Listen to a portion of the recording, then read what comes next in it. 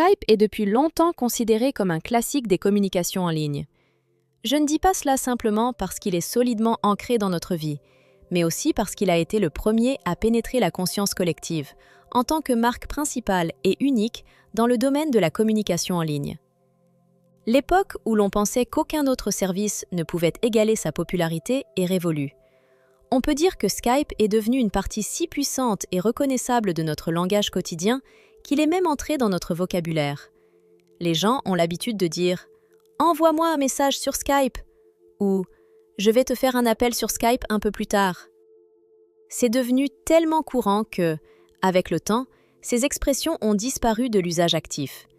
Il semble que la discussion autour de Skype ne soit plus aussi fréquente ni aussi évidente qu'auparavant. En quelque sorte, on a l'impression que cette plateforme, en termes de popularité et d'importance, commence même à reculer un peu, devenant moins visible dans le panorama des innovations technologiques modernes. Il paraît qu'elle ne tient plus cette place cruciale dans le domaine de la communication comme elle le faisait auparavant. En y réfléchissant, une question se pose. Pourquoi cela se produit-il ? La baisse de popularité ou la perception changeante de ce service sont-elles réellement significatives ? Peut-être le perçoit-on aujourd'hui comme une solution moins innovante ou simplement moins utilisée qu'avant. Pour mieux comprendre, il est utile de se rappeler de sa longue et intéressante histoire de développement, qui se divise en 3 phases principales. La première phase correspond à l'époque où Skype était un projet indépendant, né initialement de l'initiative de 2 jeunes personnes alors que tout n'en était qu'à ses débuts, passant de conditions sans particularité à une entreprise avec une capitalisation boursière de plusieurs milliards. La deuxième phase correspond à la période où cette activité était propriété de la grande société eBay. Et enfin, la troisième phase, marquée par le transfert sous l'égide de Microsoft, a suscité de nombreux débats et controverses. La dernière étape semble particulièrement controversée, car c'est à ce moment-là que de nombreuses questions ont émergé concernant les perspectives, l'évolution et le comportement de cette plateforme. Ainsi, aujourd'hui, je vais essayer de raconter comment Skype a réussi à atteindre un tel niveau, quel passage il a traversé au cours de son histoire, et quelle est sa position réelle aujourd'hui. Mais avant cela, je souhaite évoquer une chose curieuse. À l'origine, cette idée a germé en Europe, et sa conception partageait certains traits avec un autre service de partage de fichiers très populaire, à savoir le célèbre Napster. Il s'agissait d'un site décentralisé pour l'échange de fichiers musicaux, basé sur un protocole peer-to-peer, où les utilisateurs connectaient directement entre eux, en contournant les serveurs centraux. En termes simples, c'était l'une des premières méthodes de téléchargement gratuit et illimité de musique, ce qui a suscité une multitude de controverses et de litiges juridiques dans le monde entier. Cette initiative est née en Europe grâce à 2 jeunes, originaires de Suède et du Danemark. Leurs noms me paraissent un peu complexes à prononcer un peu plus tard, mais je vais essayer de les dire. Le premier était Niklas Zennström, qui possédait un diplôme en gestion des affaires et en physique de l'ingénierie. Il a travaillé pendant environ 3 ans dans une entreprise de télécommunications suédoise, ce qui lui a donné une solide base pour ses projets futurs. La création de ce projet a eu lieu au début de l'an 2001, soit à peu près 4 mois avant que Napster ne soit contraint de fermer ses portes sous la pression de procédures juridiques et de droits d'auteur limitant la liberté d'échanger de la musique. Si l'on considère la situation juridique de l'époque, il devient clair pourquoi de telles entreprises rencontraient de grosses difficultés. Les lois sur la protection des droits d'auteur et la propriété intellectuelle étaient très strictes, et toute activité de partage de fichiers risquait à tout moment d'être fermée. À la fin de l'année 2000, alors que cette situation ne faisait qu'empirer, Niklas et son collègue ne voyaient probablement plus d'avenir pour leur projet, ou voulaient éviter des batailles juridiques implacables. C'est pourquoi, à la fin de cette même année, ils ont décidé de vendre leur start-up à une entreprise australienne nommée Charmin Network. Ainsi, avec des débuts modestes, un autre tournant dans l'histoire a été marqué. Mais il convient de faire une petite parenthèse et de revenir au sujet par lequel tout a commencé. J'ai commencé par raconter comment ils ont créé une plateforme d'échange de fichiers. Puis j'ai immédiatement souligné que c'est cette idée qui a joué un rôle clé dans les événements suivants. Pourquoi ? Parce qu'après avoir vendu leur projet, ils ont créé quelque chose de complètement nouveau et révolutionnaire, une plateforme de communication en ligne. Et c'est là le mouvement qu'il était impossible de ne pas remarquer.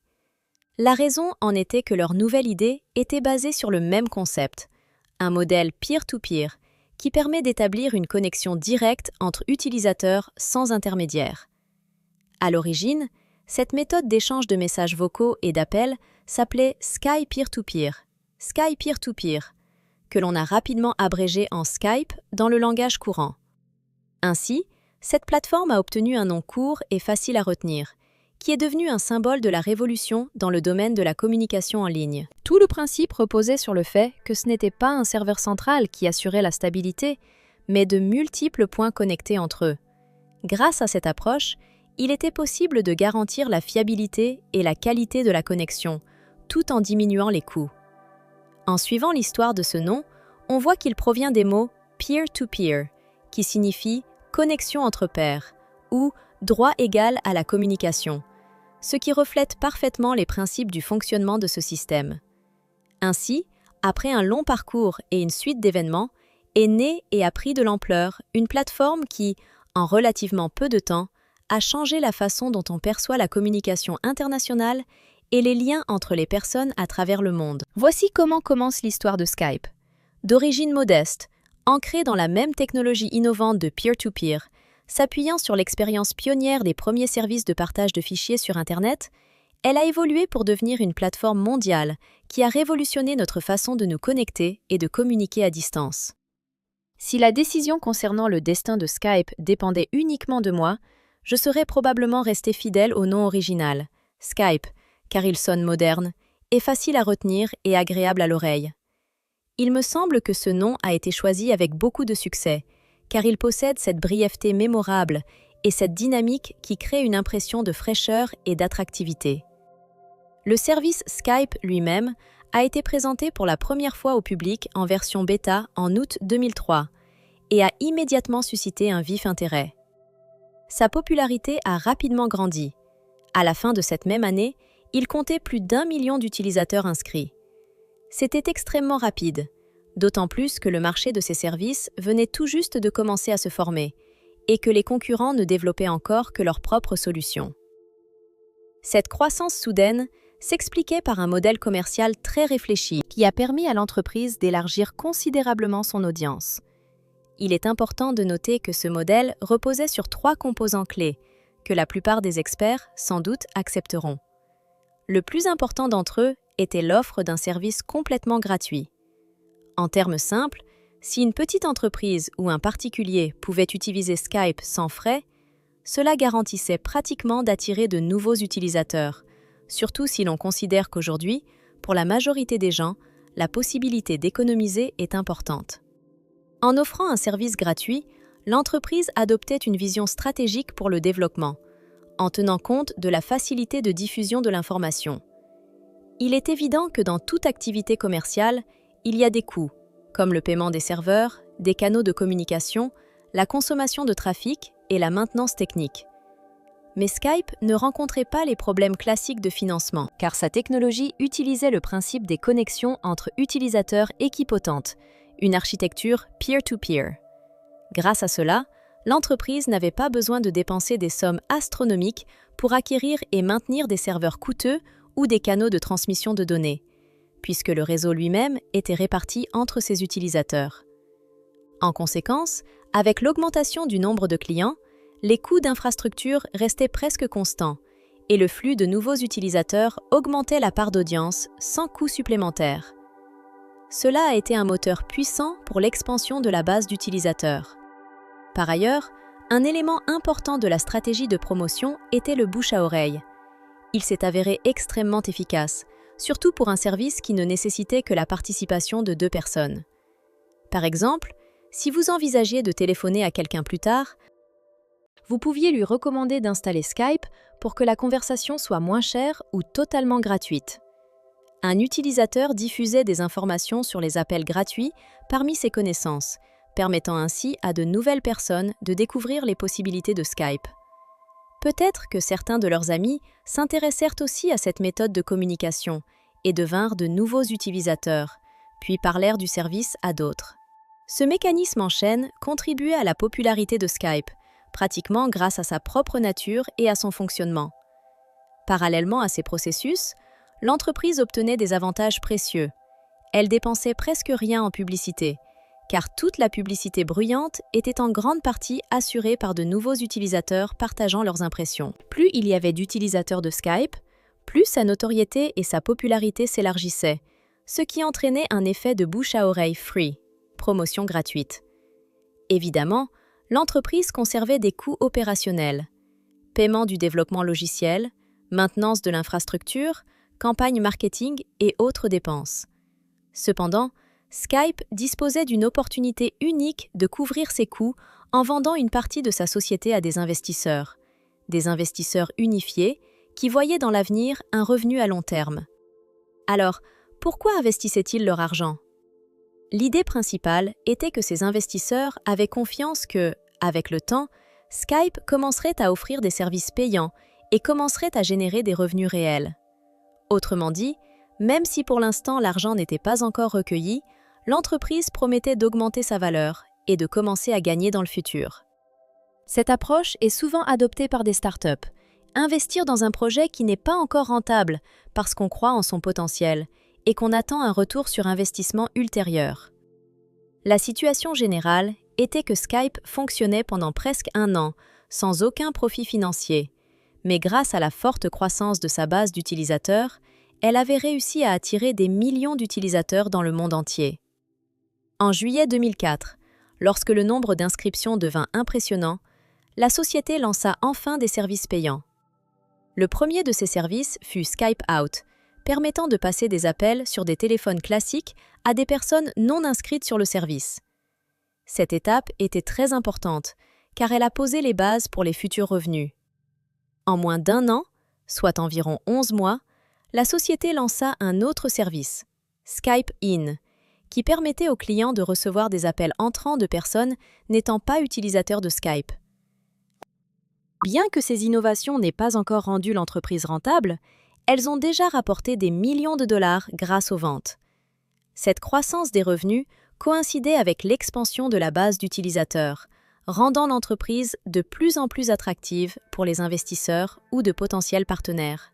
En devenant plus stable et financièrement solide, Skype attira l'attention d'une grande et respectée entreprise, le site d'enchères en ligne international eBay.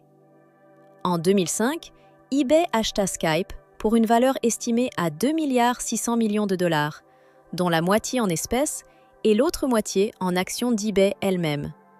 Cet achat paraît sans aucun doute très coûteux pour une entreprise aussi jeune et encore peu rentable, qui en 2 ans d'activité a affiché des résultats si impressionnants que ses revenus annuels atteignaient à peine environ 60 millions de dollars, sans pour autant se distinguer par sa rentabilité. Néanmoins, cette opération témoignait d'une évaluation élevée des perspectives de Skype, de ses technologies uniques et de son potentiel de développement futur.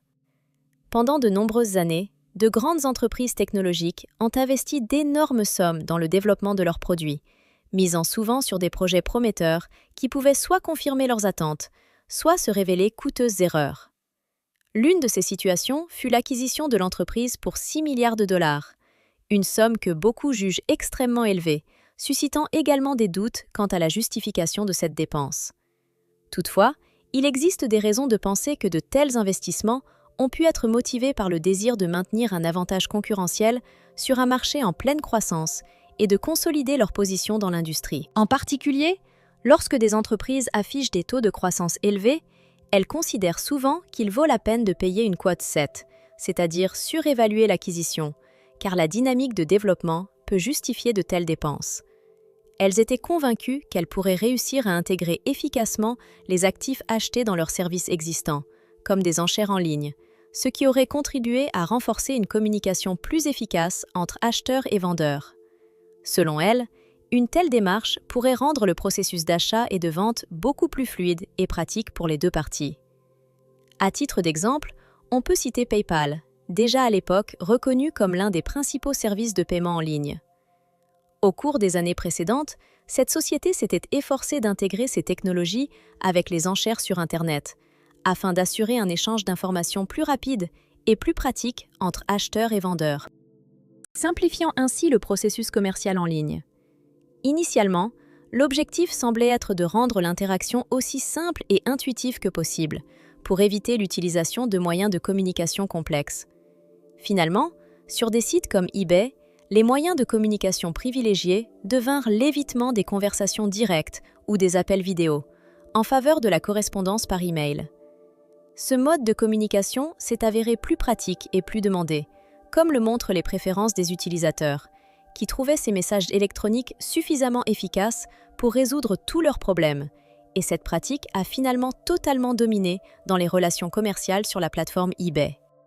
En pratique, les vidéoconférences ou les conversations téléphoniques avec les vendeurs sont devenues redondantes, voire inutiles, car la correspondance électronique assurait le niveau d'information et de documentation nécessaire.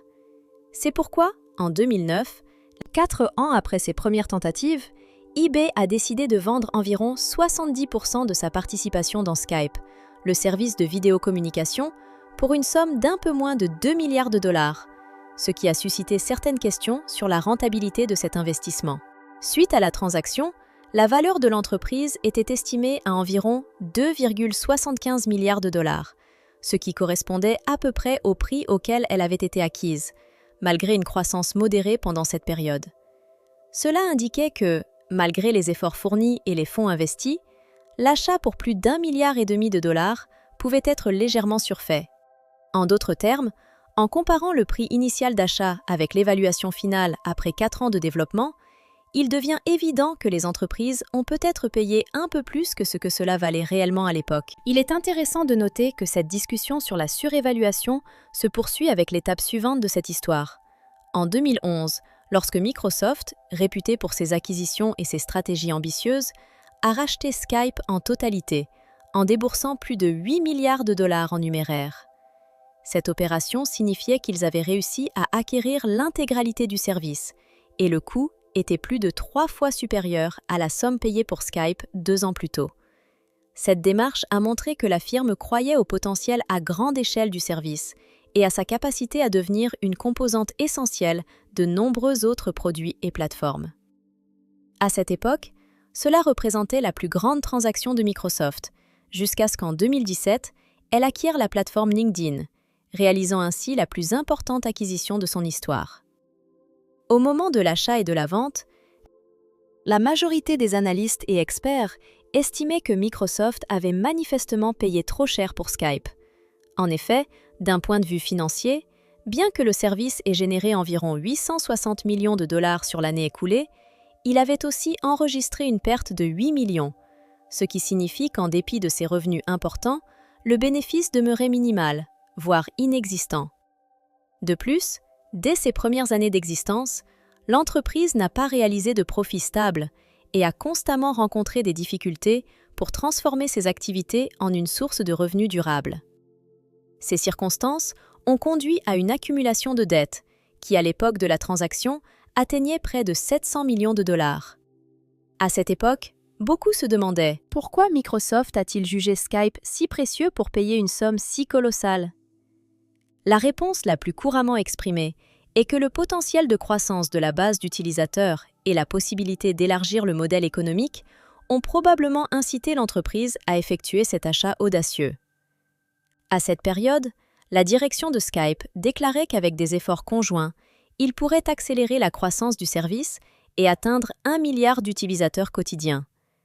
C'était un objectif ambitieux, surtout si l'on considère qu'à l'époque, la plateforme comptait environ 65 millions d'utilisateurs actifs par mois, un chiffre qui semblait insignifiant comparé à l'échelle future attendue.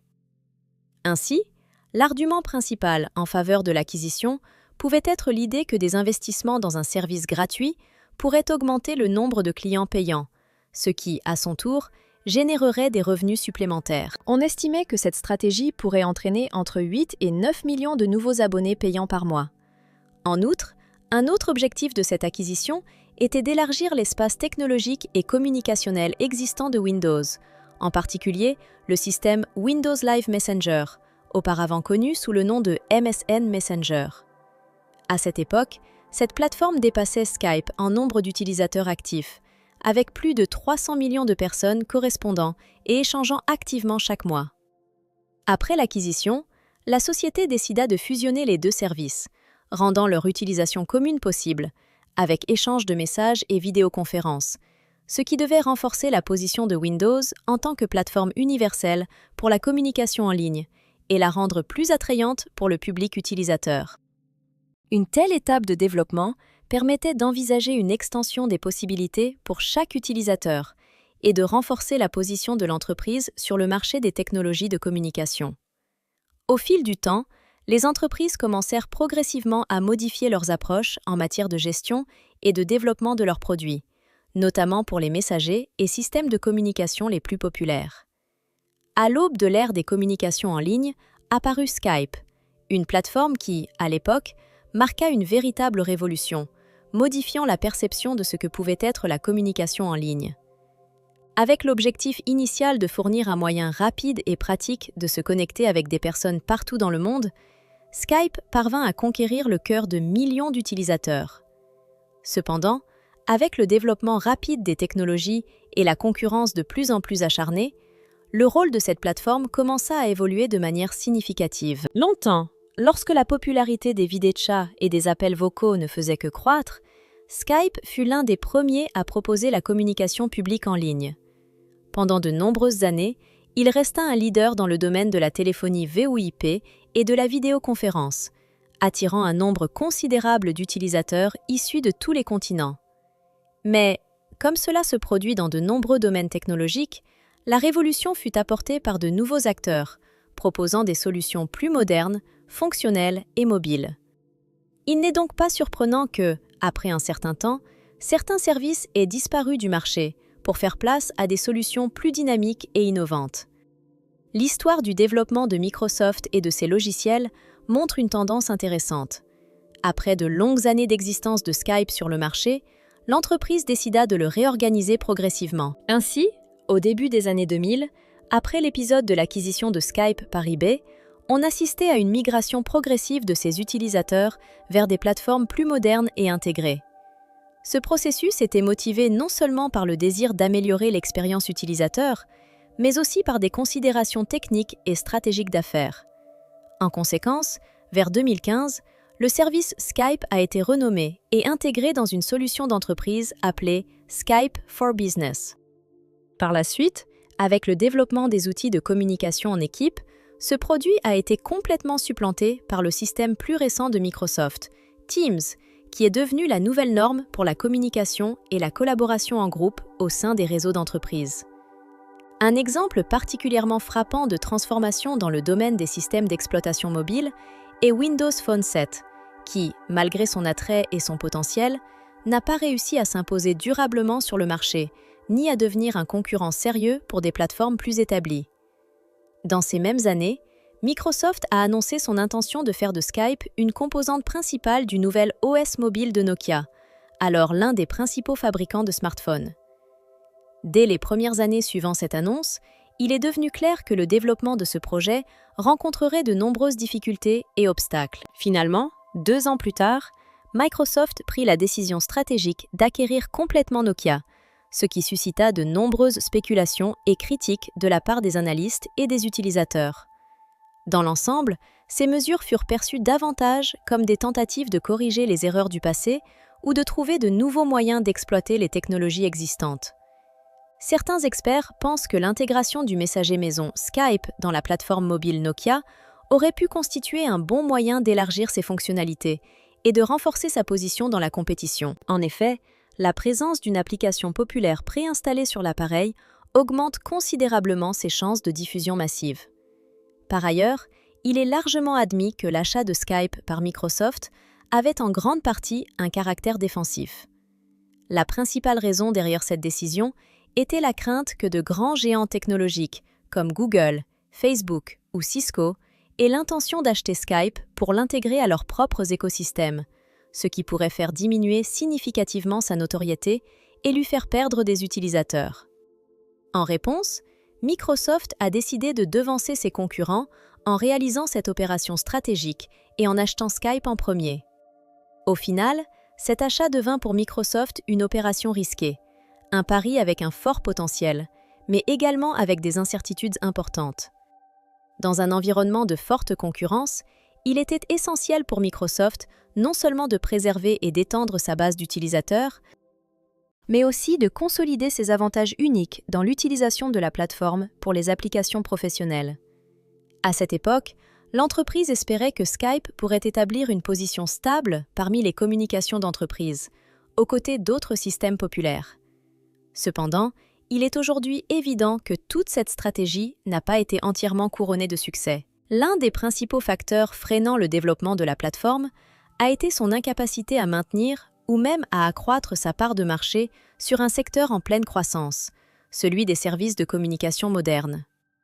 Actuellement, malgré une audience impressionnante d'environ 300 millions d'utilisateurs mensuels, Skype continue de laisser derrière ses objectifs ambitieux initiaux.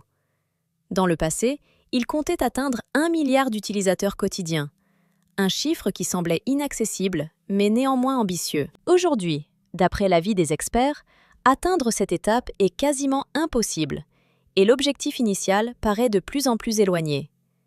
Le principal obstacle à sa croissance continue et à l'expansion de sa présence sur le marché réside dans les tentatives d'autres services pour conquérir leur propre audience, car à l'ère du développement rapide d'Internet et des appareils mobiles, le marché de la communication en ligne est devenu saturé.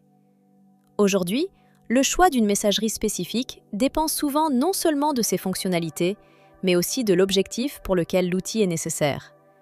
La raison en est la multitude de plateformes, chacune offrant ses propres avantages uniques. WhatsApp, appartenant à Facebook, est considéré comme l'un des messagers les plus populaires au monde, utilisé quotidiennement par des milliards de personnes. Il existe également des systèmes tels que Viber, Slack, Duo, Discord, ainsi que la solution exclusive d'Apple sous le nom de FaceTime et iMessage, qui sont considérés comme de sérieux concurrents. Toutes ces applications rivalisent activement entre elles, créant un marché extrêmement saturé et complexe. En fin de compte, la situation avec Skype ne se limite pas à un déclin ou à une disparition imminente. Elle témoigne plutôt du fait que la plateforme, à un moment donné, n'a tout simplement pas su faire face à la concurrence et n'a pas réussi à s'adapter en temps utile aux exigences des utilisateurs modernes. En conséquence, Skype a perdu son unicité et son attrait face à de nombreuses nouvelles solutions plus flexibles et riches en fonctionnalités. Bien que sa présence sur le marché reste encore visible, sa position se détériore de plus en plus, car de nouvelles applications et plateformes remplissent activement les niches qui se libèrent. Dans le monde moderne des communications, il existe une énorme diversité de services et de plateformes créées et optimisées pour des objectifs, des professionnels et des situations très variées. Chacun d'eux possède ses fonctions et possibilités uniques, adaptées à différents besoins.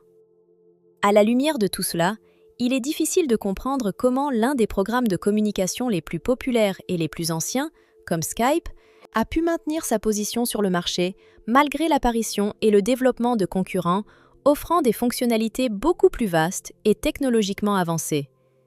Il est possible d'expliquer cela par le fait que si les développeurs avaient décidé d'élargir leur gamme d'offres en créant plusieurs applications spécialisées, chacune pour des objectifs précis. Par exemple, une application pourrait être dédiée exclusivement aux jeux, une autre à la communication avec les proches ou les amis, une troisième au contact professionnel, et ainsi de suite.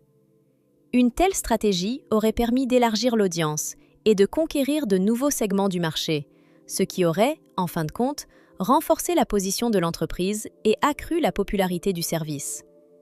Le domaine des communications, en particulier dans l'espace numérique, couvre aujourd'hui un très large éventail de directions et de thématiques. C'est pourquoi l'idée d'élargir habilement l'éventail des fonctionnalités et capacités semble très attrayante et justifiée. Dans ce cas, Skype aurait la chance non seulement de rester à flot, mais aussi de renforcer considérablement ses positions pour concurrencer des plateformes plus jeunes et innovantes. Cependant, en pratique, il semble que les développeurs aient opté pour une autre voie, ce qui soulève certaines questions et réflexions sur leur stratégie. Passons à l'un des sujets clés, qui suscite récemment débat et critiques, la situation du service après son acquisition par la société Microsoft. Il est particulièrement intéressant de noter que ces discussions sont souvent accompagnées de mentions de plusieurs changements et innovations, qui ont suscité des réactions ambiguës parmi les utilisateurs. Tout d'abord, il s'agit de rebranding constant et de fusion avec d'autres sites et plateformes, ce qui crée de la confusion et de l'inconfort chez les utilisateurs ordinaires. Ces changements ont souvent été effectués sans explication claire et semblaient fréquemment injustifiés ou simplement imposés. Une telle approche a donné à beaucoup l'impression que l'interface devenait plus difficile à percevoir et à utiliser, car les nouvelles versions rendaient souvent le travail plus complexe, rendant l'expérience moins intuitive. De plus, l'un des aspects les plus visibles de ces changements a été l'introduction de l'obligation d'enregistrer un compte Microsoft. Cela a provoqué une vague d'insatisfaction chez ceux qui avaient l'habitude d'utiliser le service sans lien avec une grande entreprise, appréciant sa simplicité et sa commodité.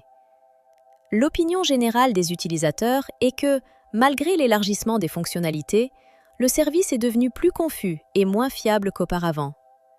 Beaucoup ont noté qu'après la transition vers la nouvelle plateforme, la stabilité des connexions s'était dégradée et la qualité des appels laissait souvent à désirer. Un point particulièrement notable est que, dans les versions récentes de Skype, l'utilisation du système classique de connexion en pair à pair, qui jouait autrefois un rôle important dans la transmission rapide et de qualité des données entre utilisateurs, a été abandonnée. Après la prise en main par Microsoft, une décision a été prise de passer complètement au serveur centralisé, ce qui, selon beaucoup, a engendré de nouveaux problèmes. En conséquence, ces changements ont conduit à la découverte et à la dénonciation de scandales d'envergure liés à l'interception des données des utilisateurs. Dans cette situation, il est devenu évident que la question de la confiance envers le service et de sa sécurité suscite de graves inquiétudes, car de telles ingérences dévoilent la correspondance personnelle et les informations des utilisateurs, ce qui est totalement inacceptable dans l'espace numérique moderne. Toutes ces raisons, la réforme complète du système et les questions de sécurité, créent, dans leur ensemble, un contexte plutôt négatif autour de l'état actuel de Skype chez certains utilisateurs. Beaucoup pensent qu'au fil du temps, le service a perdu une partie de son attractivité et de sa fiabilité, cédant la place à des plateformes plus modernes et avancées apparues ces dernières années. Et qu'en est-il des utilisateurs eux-mêmes? Quelle est votre attitude face à l'état actuel de Skype? Quelles sont vos attentes concernant son futur développement? Croyez-vous que le service peut à nouveau remonter au sommet et retrouver sa gloire d'antan? Ou, au contraire, pensez-vous qu'il appartient déjà au passé et qu'il disparaîtra progressivement du marché? Selon vous, que faut-il faire pour redonner à Skype sa popularité et la confiance du public? Peut-être faudrait-il introduire de nouvelles technologies, changer de stratégie ou modifier les règles de fonctionnement? Avez-vous personnellement utilisé Skype auparavant ou continuez-vous à l'utiliser actuellement? Ou peut-être votre période d'utilisation de ce service est-elle déjà révolue car vous préférez des alternatives plus modernes? Pendant quelles années l'avez-vous utilisé le plus activement et qu'est-ce qui vous attirait à ses débuts? J'aimerais beaucoup connaître votre opinion, vos pensées et vos impressions sur Skype. Merci pour l'intérêt et l'attention que vous portez à cette discussion.